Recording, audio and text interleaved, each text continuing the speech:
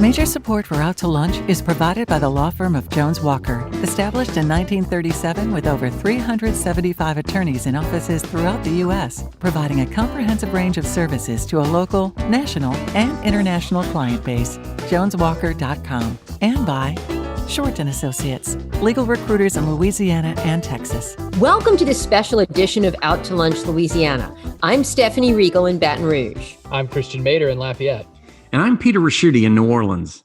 Normally, we're the hosts of Out to Lunch in our respective cities, but during the course of the current public health crisis, we're joining forces to bring you a statewide look at what's happening in the world of business and finance. We're sharing this current crisis with the rest of the country and much of the world.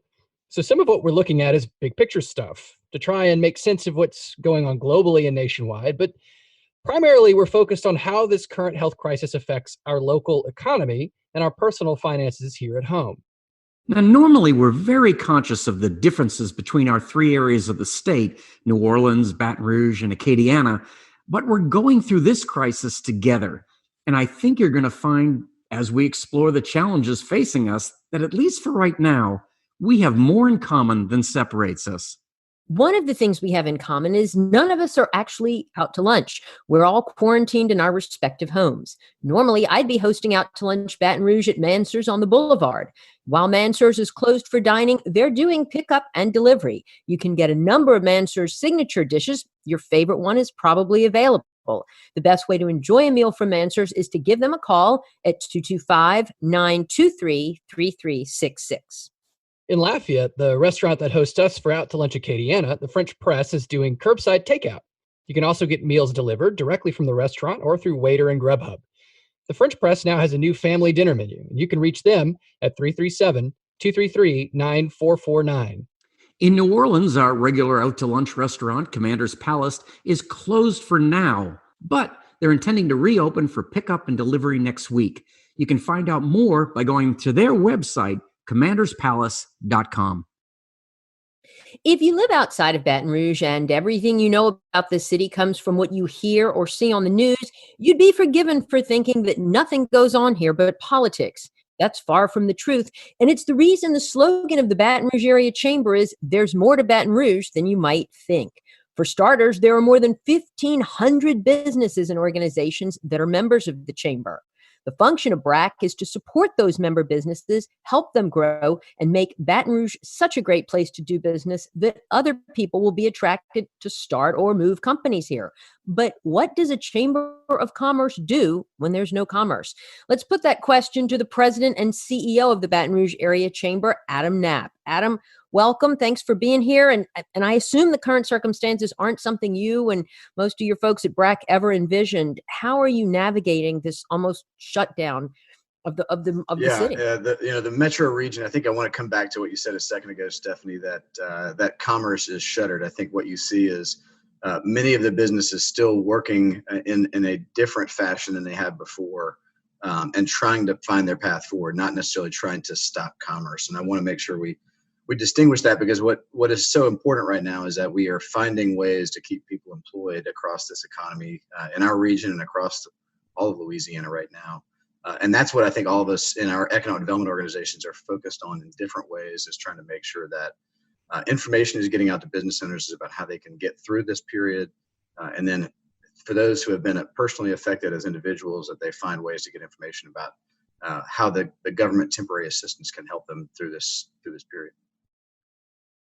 So let's drill down a little bit. What, like on this day of the crisis, what are y'all focused on at BRAC? What are the main things that you're working on right now in furtherance of those, goals? That's great. Yeah. So today, three things we're pushing out as far as information. One, we actually have been trying to determine how you figure out the bottom of the economy and to be able to measure when it's turning. And economic indicators are hard to come by when the government that supplies them is mostly doing that at a national level on a monthly basis.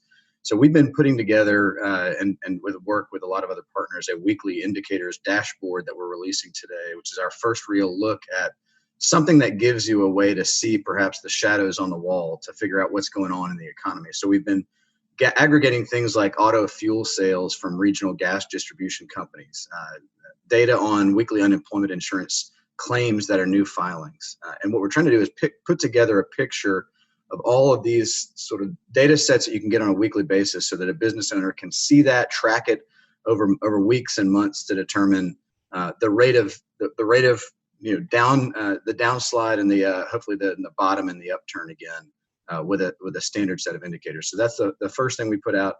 Yesterday, we pushed out a new platform to try to help identify where there are small independent retailers who are still in business around the region.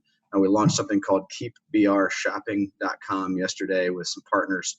And the hope is, like what's been happening in the restaurant world, is we have a way to help people know when a store is open where they can go and do buy online, pick up in store measures, which has been the new way to try to get out your inventory. And there is not an equivalent for Yelp, for a lot of these small retailers. You can't go and find the menu and get takeout from somebody who's selling tennis shoes. So you got to figure out a way to get that information out to the community.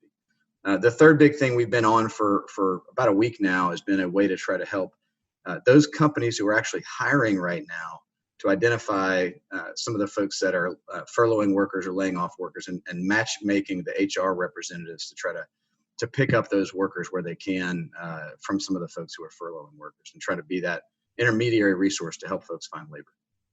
Adam, this is Peter. I wanted to ask you sometimes hear business people say that when you go through a disaster or a big downturn like this, you want to come out stronger at the other end.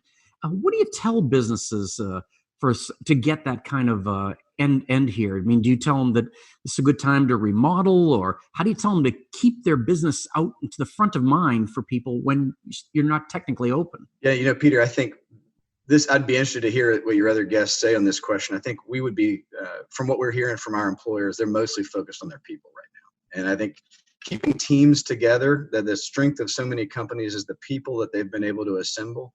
And in a period where they may be, having folks disparate or remote, or even having, some tough choices to make about furloughing, I think those are the things they're worrying about, is making sure that they can reassemble their teams when the upswing begins.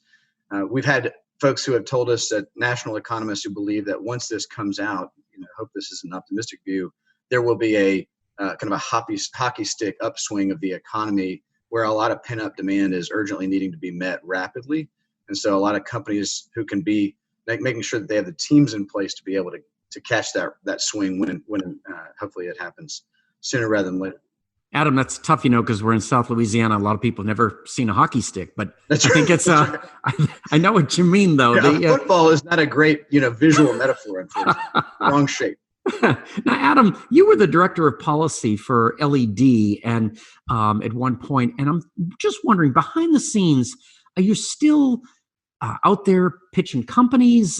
You must have a lot of deals that were kind of halfway through. What do you do on that side? Yeah, it's interesting. We have been contacting all of our prospects that we were in touch with, a month ago, and on a case-by-case basis, talking to them or their site consultant about what's their decision time frame, how it's been affected. Obviously, a number have been put on pause or canceled until they see global demand pick up again. But we still have, we went through a project review list last week and still have a number of prospects who their time frame for a decision is going to be long enough that they're still preparing a decision that still may not be finalized for a year or two out. So we are this week doing a virtual site tour for a prospect in the metro region and trying to coordinate how to put that together.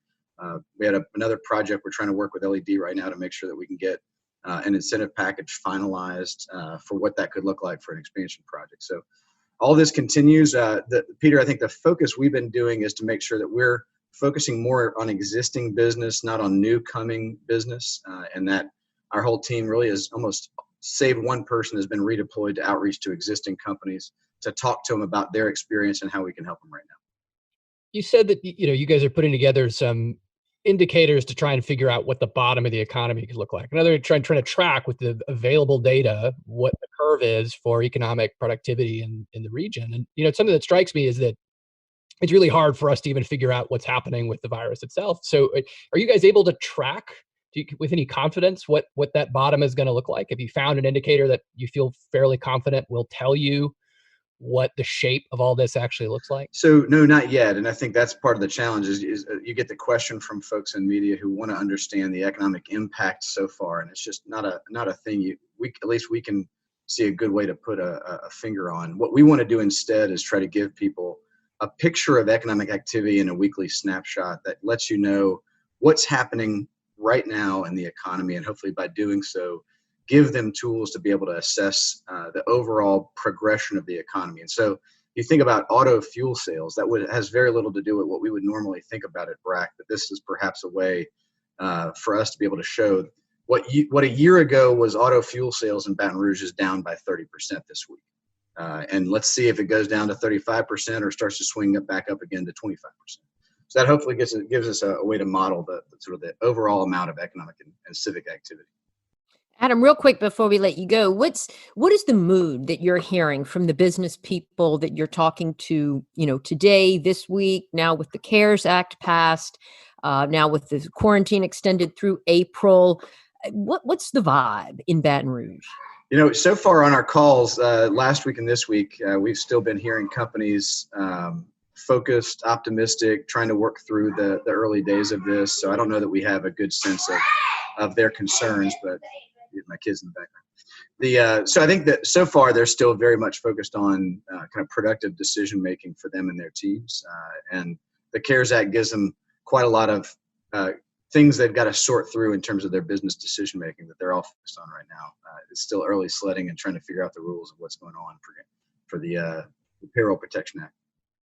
Sure. Well, Adam, I know you have a lot going on, and thank you so much for joining us today on Out to Lunch. Adam Knapp is the president and CEO of the Baton Rouge Area Chamber. Adam, good luck out there. Thank you for having me.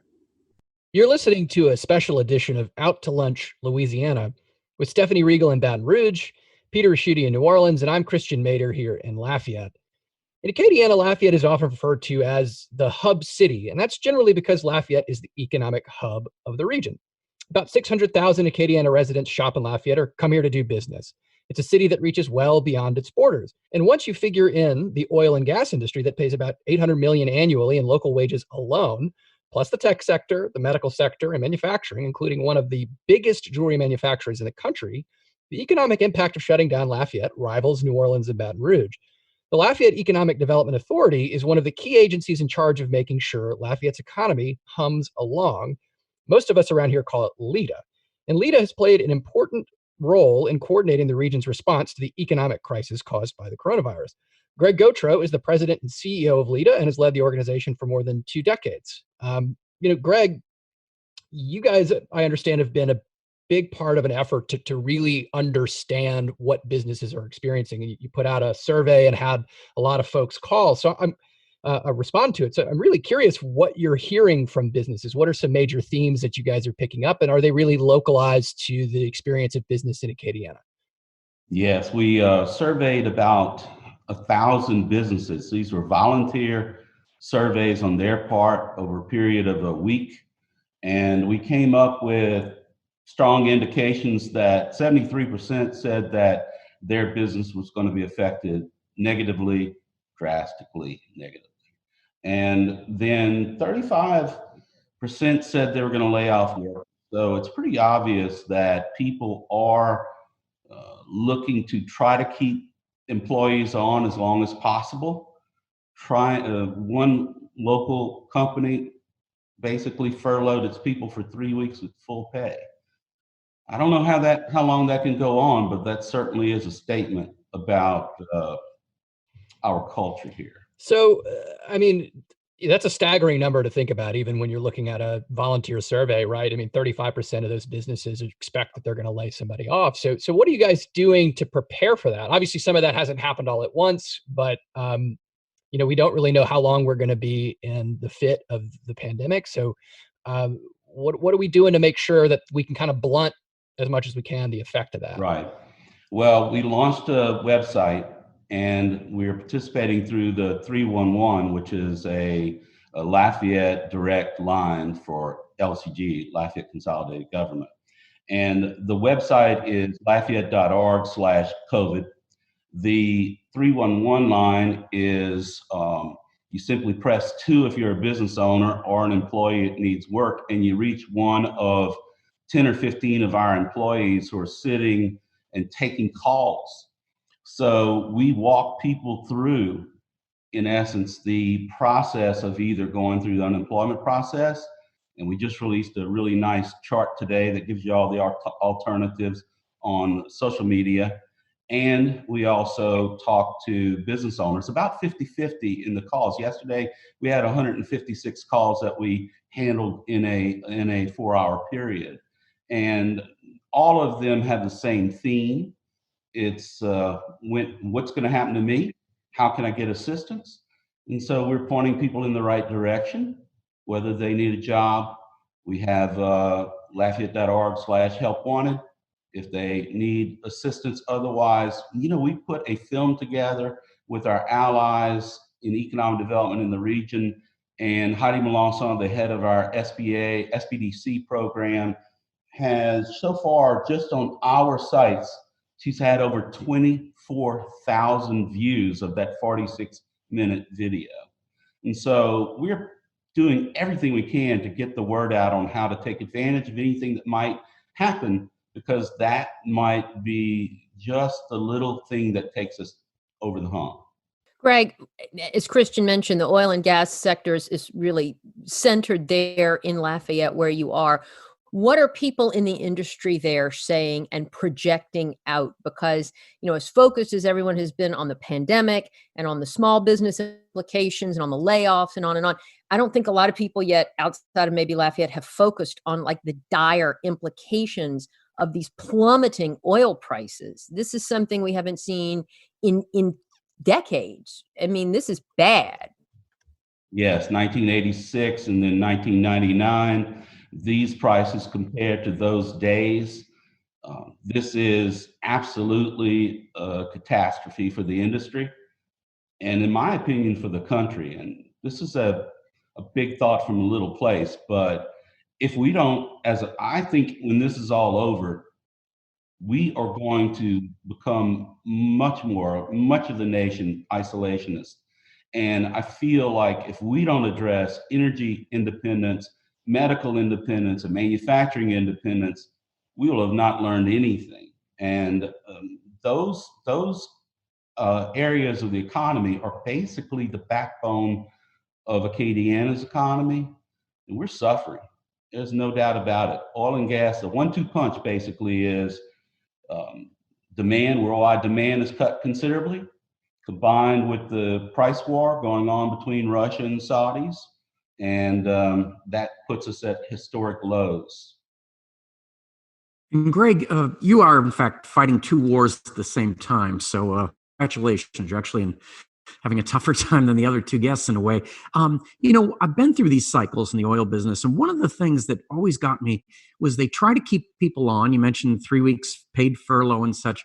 But if companies have told me that what's worse than having the phone not ring and having no business is when the other side comes along and you're getting a lot of business and you have to turn it down because you don't have the skilled workers. I mean, they've been through these cycles before. What do you tell them? I mean, they can't afford to keep paying people forever. That's right, Peter. And, the oil economy has been cyclical. And so the average age of an oil field worker, the last time we went through this, was over 50.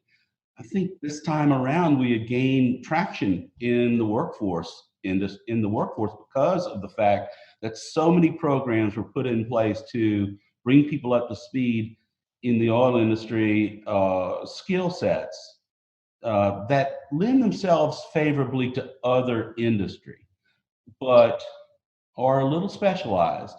So I think what we've done is create a mechanism through our community colleges, which really didn't exist the last time we went through this in 1986, that can get people up and running, people up and trained quickly and businesses up and running more quickly. That's a bright side. And I think you mentioned these are very skilled folks that are out there. It's not our vision of what the oil field looked like, 50 years ago. What about trying to find diverse ways in the economy to keep the workforce. I'll tell you one thing, Greg, that you know better than anyone is that people in Acadiana don't want to leave. No, we obviously lead the country in people that are born here that want to stay here forever, for all their lives and thereafter. So it's amazing to me how we are so resilient. We've got businesses that are immediate. We did a seminar done by 4 businesses that have immediately taken their business online. They're making money, they're surviving. It's a matter of survival right now. You don't have to get rich, obviously. It's just a matter of trying to survive long enough to see the end of this.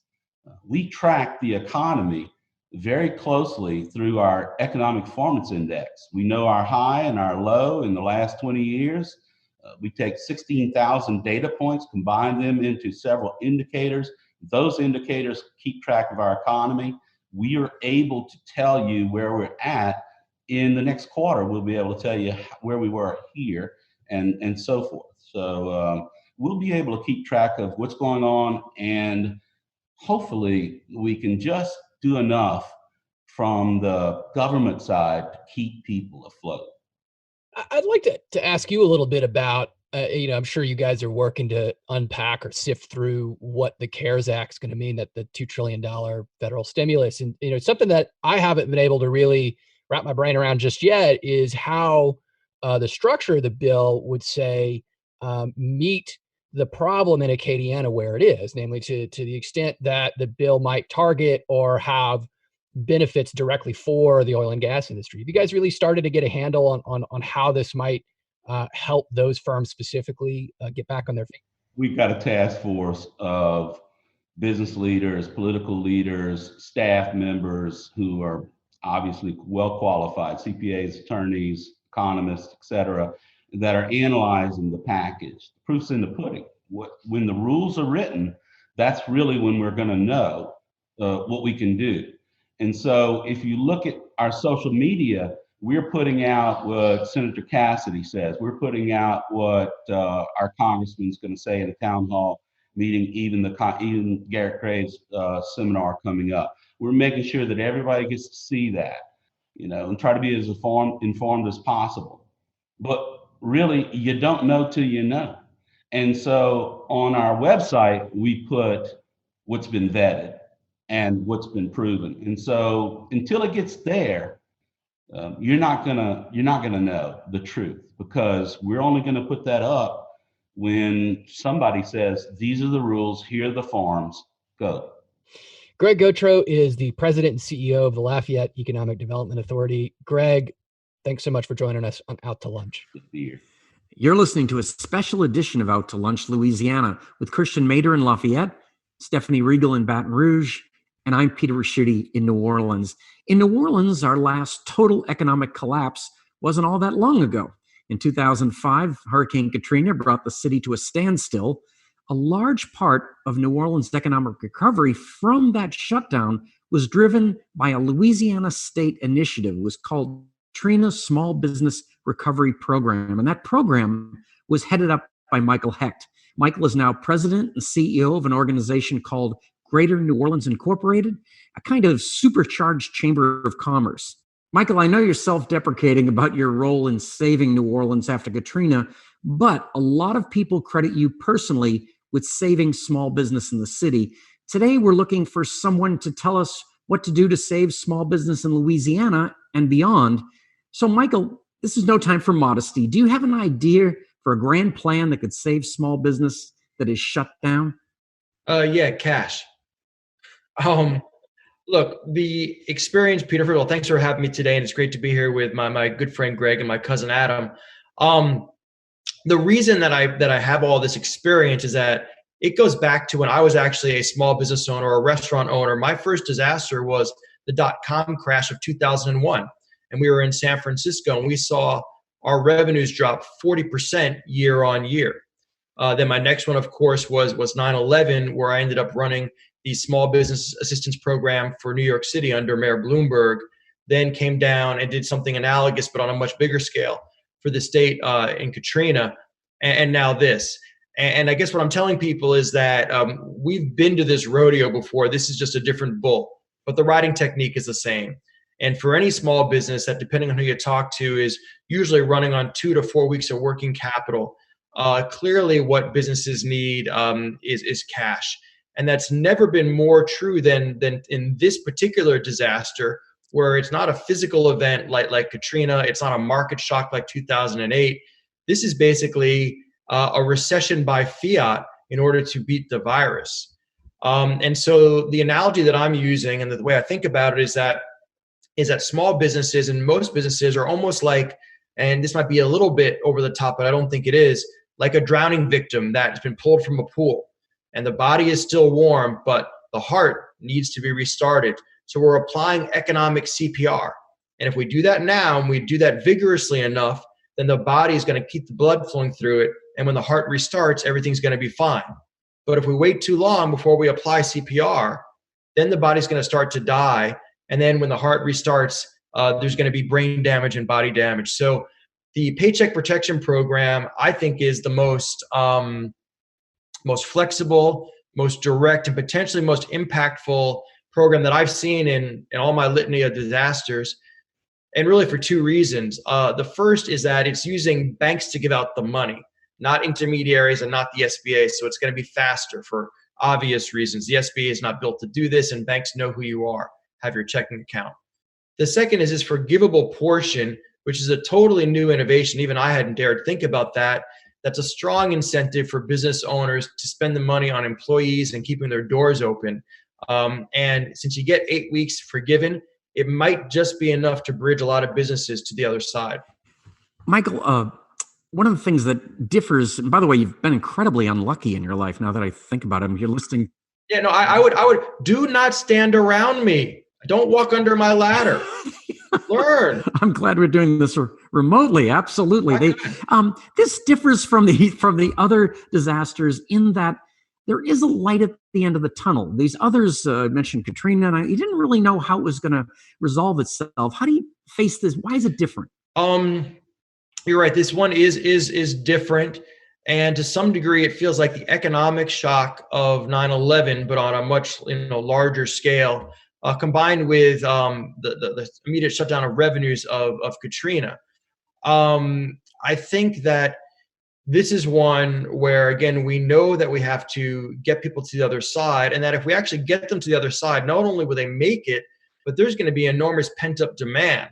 Just in hospitality alone, we're actually booked out through the end of the year, starting with the fall. So we've got to get people there. It's a liquidity crisis, and in that way, it's different than like the banking crisis of 2008. So all of these efforts at the federal level to just flood cash into the market, whether it's the Paycheck Protection Program or whether it's $1,200 to individuals or whether it's enhanced unemployment, it's a very blunt instrument, but it's the way to go, because right now, again, we just got to keep the blood flowing until the heart starts on its own, which could be in 4 weeks, but it could be a bit longer than that. Yeah. And Michael, your analogies make great sense. And there's been so much focus on the small businesses, but I'm glad you mentioned hospitality, because that's such a lifeline to New Orleans. And from what we're reading, nobody really knows the trajectory of this pandemic. So even if commerce is able to restart in 1 month or 2 months, it seems like some sort of social distancing is going to be part of our protocols for a long time. And what does that mean for an industry like hospitality in New Orleans, where you've got conventions, hotels, big events, Jazz Fest scheduled now for September optimistically? How realistic is this? And what are the hospitality folks thinking as they plan out? Are they just crossing their fingers and booking conventions for the fall? You're totally right, Stephanie, that, much like 9/11 changed everything, this is going to change everything. We are going to get back to work, but we're going to get back to work in a new normal with new protocols and new procedures. And it might mean that there's some type of distancing or some type of metering, certainly, in the short term. And that might have a depressive effect on revenues because the density is not going to be there. So that is a consideration. Another consideration that I'm hearing about, that's a real one, particularly for restaurants and hotels, is the Paycheck Protection Program is designed to get cash to employees to keep them employed. And it's going to do that pretty well, potentially. But the challenge is, what happens if you have your best employees, a shiny new restaurant that you've been cleaning for 4 weeks, but no customers, right? Because people are not traveling yet, or because of these social distancing issues. And so there also is a tension with businesses between keeping their employees, keeping their doors open, which they want to do, and preserving cash. And so one of the conversations that I'm having right now with a lot of businesses is the Paycheck Protection Program is attractive because the loan is forgiven. But on the other hand, it's only forgiven if you spend the money. And so if you want to actually preserve cash because you don't know the trajectory, then maybe a traditional SBA, EIDL, or 7A loan or other might make more sense, even though you're going to carry it as debt, but potentially for a long time. So there's a whole lot of modeling, a whole lot of intuition. And unfortunately, the old cliche is true. You've got to kind of expect the best, but plan for the worst right now as a small business owner. So you mentioned that the secret here is cash. Cash is king.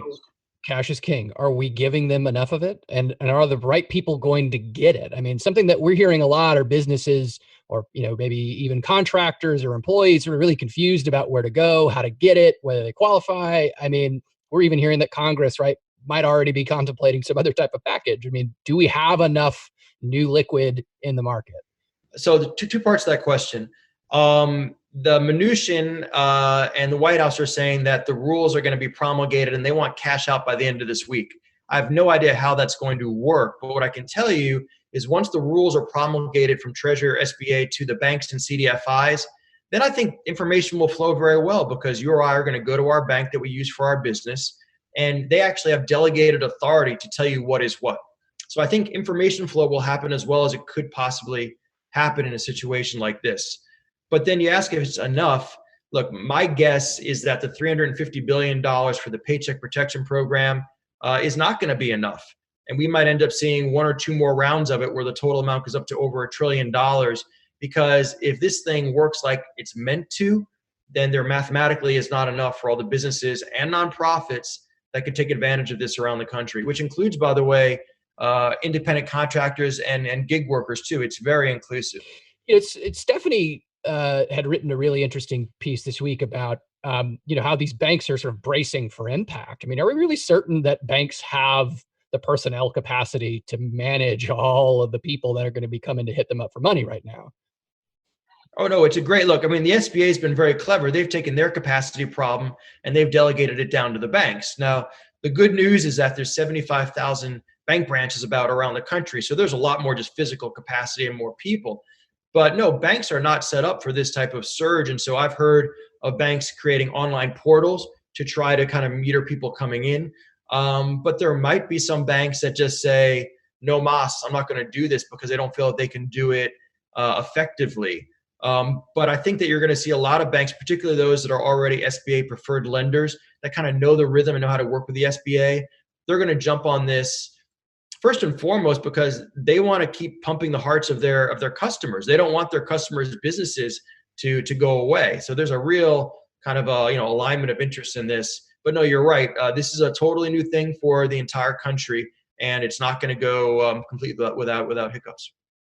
And Michael, some of the banks I was talking to over the weekend were saying, we're still trying to figure out the rules and exactly how this is all going to work, the paperwork and procedures.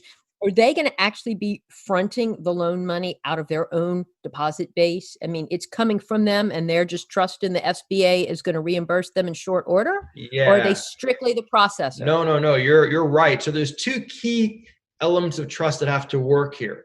Okay, the first is that the SBA is backing up the banks 100%. In other words, totally de-risking the deal in theory. The banks have to believe that the SBA is going to do that. Okay, then the second thing is that they are lending off their own balance sheets. It's their own bank's capital. So when the 8 weeks is forgiven, they then need to be reimbursed by the feds, by the SBA.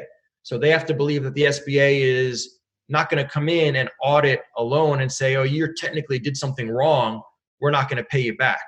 So there is a degree of trust and risk there as well. And then I guess finally, as the business owner, you have to believe that this whole forgiveness deal is actually going to work. So there are elements of trust and interdependencies here, but it is the key thing. And the reason why it will work at all is that it's banks lending their own capital. Michael, this differs from the other disasters that you did such a great job on in another way, and that is the fact that it's not the bulk of it isn't in one particular region of the country. This is worldwide. After Katrina, we got a lot of sympathy. People sent us money and everything else. Everybody's going through it now. Yeah, it's different, and I think it's more than that. I was thinking, Peter, about this. This is probably the first event in the history of the world that the entire globe has experienced together and really on somewhat equal footing. This isn't even different than a war, which still was regional and had kind of different sides. Everybody is going through this. And so, no, we're not going to have the slingshot effect that we had after Katrina, where the rest of the country was back on its heels because of the recession, which we missed. We didn't have our houses go upside down with our mortgages because we didn't have houses. And it also is not going to be a situation where we received $140 billion of stimulus and the others didn't. So, our competitive advantage coming out of this is going to be how well we pivot, how we are more resilient faster than other places around the country, and how we come up with products and services that others need. And that could be everything from products that are medical products, and we have companies now pivoting to do things like making PPE, to even medical breakthroughs. You got to remember that Tulane, which where you work, was key in helping to beat Ebola. And they've got actually some great science in infectious disease. It's why Tulane was founded, the medical school anyway. And so we're likely to play a key role in coming up with the therapeutic treatment or the vaccine for coronavirus. So no, this is very different. And not only are we going through it with everybody else, but we have the added impact of what Greg was talking about, which is a total cratering of the oil market. So very different dynamics. What I feel good about, and I think everybody here would agree with, is that there's no place in the country that is more emotionally and kind of experientially equipped to deal with this than Southern Louisiana. We come together, we don't panic, and even while we're trying to kind of like land the plane, we're still trying to build a better plane. It's just like second nature for us now. Michael Hecht is president and CEO of Greater New Orleans Incorporated. Michael, thank you so much for joining us on Out to Lunch, Louisiana. Yeah, thank you so much, Peter, Stephanie, Christian, and my good friends, Adam and Greg. Thank you, everybody. Take care. And thank you for joining us for this special edition of Out to Lunch, Louisiana. We edited these conversations to fit into the time slot here on your NPR radio station. You can hear longer versions of these conversations wherever you normally get your Out to Lunch podcast. If you're not an Out to Lunch podcast subscriber, search for Out to Lunch Baton Rouge, or Out to Lunch Acadiana on your podcast app. The producer of our show is Grant Morris. Our technical director is Eric Merle. Photos from the show on our website and social media are taken by Jill LaFleur. I'm Stephanie Riegel in Baton Rouge. I'm Christiaan Mader in Lafayette. And in New Orleans, I'm Peter Ricchiuti. We'll see you here next week for more Out to Lunch, Louisiana. Until then, if you're in an essential industry and still going to work, thank you, and remember to take care of yourself. If you're not going to work, please stay home and stay safe. Mitchell Foreman wrote and performs all the music on Out to Lunch. You can hear Mitchell's music anywhere great jazz is sold or streamed, and at mitchellforeman.com. Major support for Out to Lunch is provided by the law firm of Jones Walker, established in 1937 with over 375 attorneys in offices throughout the U.S., providing a comprehensive range of services to a local, national, and international client base. joneswalker.com. And by Short & Associates, legal recruiters in Louisiana and Texas.